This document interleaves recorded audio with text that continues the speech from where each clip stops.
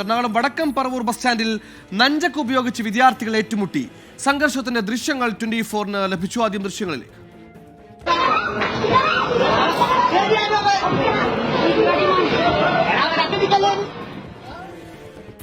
അമൽ സുരേന്ദ്രൻ കൊച്ചിയിൽ ചേരുന്നു.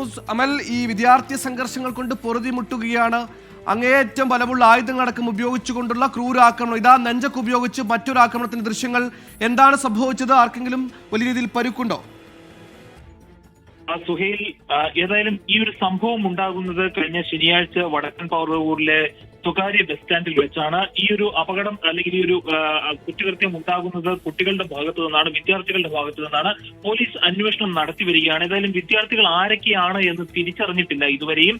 ഇവരെ വേണ്ടിയിട്ടുള്ള തിരച്ചിൽ പോലീസിന്റെ വിവിധ ഭാഗങ്ങളിലുള്ള വിഭാഗങ്ങൾ ചേർന്ന് അന്വേഷണം നടത്തി വരികയാണ്. ഈ കുട്ടികളിൽ ആർക്കും ഗുരുതരമായ പരിക്ക് ഉണ്ട് എങ്കിൽ തന്നെ ഈ ഒരു സമയത്തിനുള്ളിൽ ഏതെങ്കിലും ആശുപത്രിയിലോ അല്ലെങ്കിൽ പോലീസ് സ്റ്റേഷനിൽ തന്നെയോ നേരിട്ട് അറിയേണ്ട ഒരു സാഹചര്യം ഉണ്ടായിരുന്നു. പക്ഷേ ഇതുവരെയും പോലീസ് സ്റ്റേഷനിലോ ആശുപത്രികളിലോ അങ്ങനെയുള്ള യാതൊരു തരത്തിലുള്ള കേസുകളും റിപ്പോർട്ട് ചെയ്തിട്ടില്ല. അതുകൊണ്ട് തന്നെ കുട്ടികൾക്ക് ആർക്കും സാരമായ ഒരു പരിക്കില്ല എന്നാണ് ഈ ഒരു അവസരത്തിൽ അനുമാനിക്കാൻ സാധിക്കുന്നത്. ഏതായാലും ഭീകരമായിട്ടുള്ള ഒരു ആക്രമണത്തിന്റെ ദൃശ്യങ്ങളാണ് നമുക്ക് ഇപ്പോൾ ലഭിച്ചിരിക്കുന്നത്. ഈ ഒരു ആക്രമണം നടത്തിയിരിക്കുന്നത് നെഞ്ചക്ക് ഉപയോഗിച്ചാണ് എന്നതാണ് ഇതിന്റെ ഗൗരവം വർദ്ധിപ്പിക്കുന്നത്. സുഹൈൽ, ഈ പോക്ക് ഇത് എങ്ങോട്ടാണെന്ന് ഒരു തരത്തിലും മനസ്സിലാക്കാൻ കഴിയുന്നില്ല. പേനയും പുസ്തകവും എടുത്ത് വിദ്യാലയത്തിൽ പോകേണ്ട കുട്ടികൾ പേനാക്കത്തിയും നെഞ്ചക്കും ഉപയോഗിച്ച് സഹപാഠിയുടെ സമപ്രായക്കാരുടെ തലയടിച്ചു പൊളിക്കുന്ന ഒരു ക്രൂര വിനോദത്തിലേക്ക് ഏർപ്പെടുന്നത് സമൂഹം അത്യന്തം ഗൗരവകരമായി കാണേണ്ട വിഷയം തന്നെയാണ്.